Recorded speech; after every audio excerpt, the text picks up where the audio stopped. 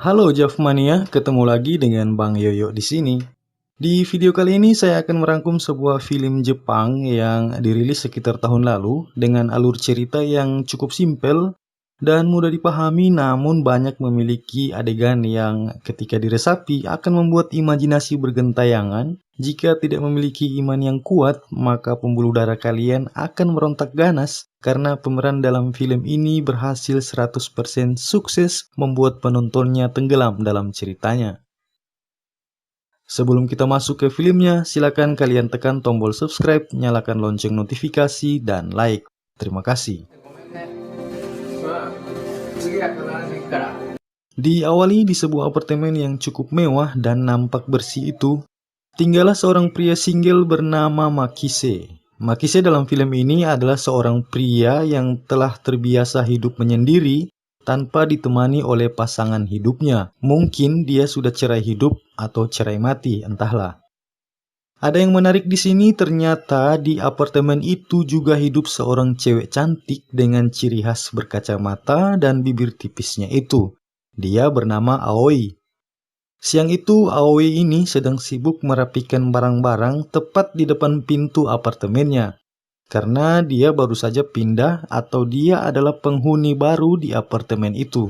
Dan ternyata Aoi ini bertetangga dengan Makise si pria single tadi.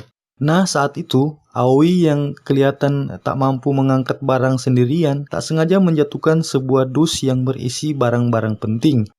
Nah, di saat yang bersamaan, yang kebetulan ada Makise yang hendak masuk ke dalam apartemennya itu, segera menolongnya untuk merapikan kembali beberapa buku dan barang milik Aoi. Disitulah awal terjadi obrolan mereka. Makise bertanya apakah benar Aoi ini menjadi tetangganya sekarang. Aoi yang merasa senang dengan bantuan Makise memandang Makise dengan penuh maksud. Kalian artikan sendiri ya guys, kira-kira apa maksud dari pandangan Aoi ini. Aoi sangat berterima kasih atas bantuan tetangganya itu. Saat itu pula, terjadi pandangan pertama dan perkenalan pertama mereka. Dan kebetulan juga mereka berdua belum memiliki pasangan masing-masing sehingga obrolan mereka semakin asik tanpa gangguan dan sempat membuat Aoi sesekali senyum dengan bibirnya yang tipis itu.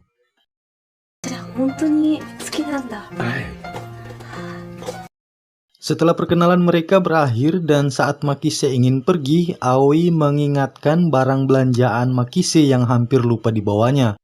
Tapi ada yang aneh saat itu karena ternyata Aoi mengetahui kalau salah satu barang belanjaan Makise ada beberapa majalah dan gambar cewek-cewek dewasa sebagai koleksinya. Makise yang malu, dia pun cepat-cepat ingin keluar dari tempat Aoi saat itu juga. Kejadian itu membuat pikiran Aoi semakin penasaran dengan kepribadian dan jablainya seorang Makise ini. Lanjut guys, di tempat Makise malam itu ada sebuah penampakan seorang pria jablay sedang asik melakukan solo karir layaknya pro player, di mana Makise terlihat lagi asik menikmati majalah koleksinya yang baru saja dibelinya siang tadi. Karena saking serunya gameplay yang dimainkan Makise membuat suaranya pun terdengar sampai ke kamar Aoi yang bersebelahan itu. Aoi dengan wajah yang penuh penasaran ini menggunakan gelas kosong sebagai alat nguping agar makin jelas terdengar menurutnya.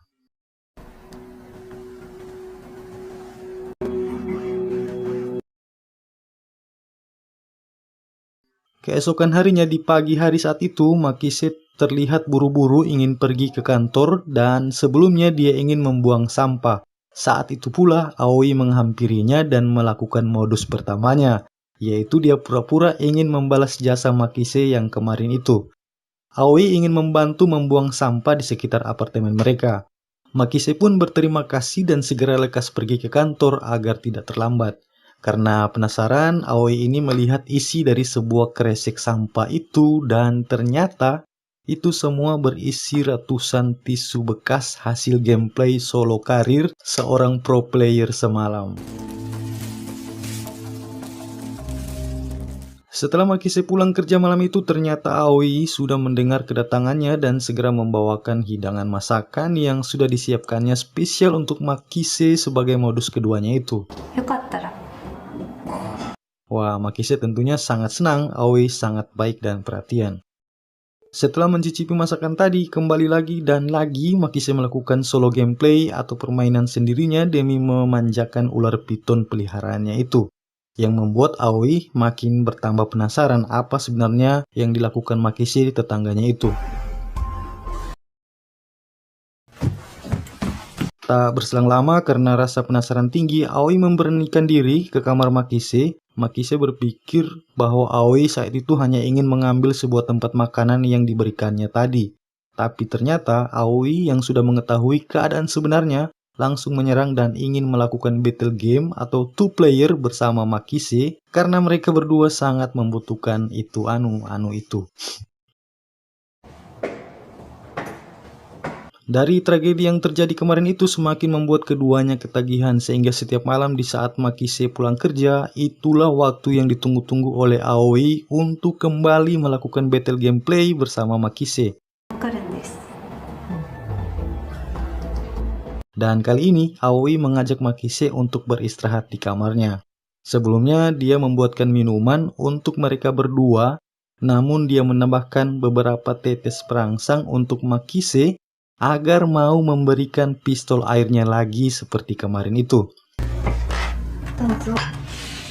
Langsung saja saat minuman itu diminum, rencana Aoi pun berhasil dan kembali malam itu mereka lewati dengan kebahagiaan yang sungguh sangat luar biasa dan akhirnya film ini pun tamat.